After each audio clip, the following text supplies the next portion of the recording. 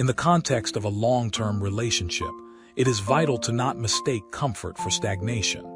The quiet ease of routine can often mask a lack of engagement, where the partnership settles into agreeable mediocrity. However, genuine, enduring love operates differently. It is a force for growth. The spouse who challenges you to think bigger, who prompts you to reconsider a limiting belief or explore a difficult truth, is providing a form of intellectual and emotional nurturing that is paramount to longevity. This partner pushes you gently toward greater understanding, not out of opposition, but out of a profound belief in your potential. They see your best possible self and refuse to let you settle for less.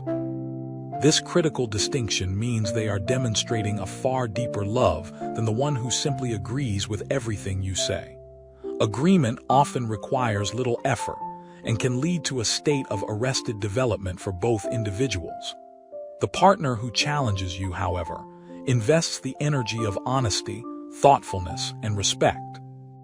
They prove that their priority is your growth and the vitality of your shared life, ensuring your relationship remains a dynamic crucible of becoming, not a static museum of what once was.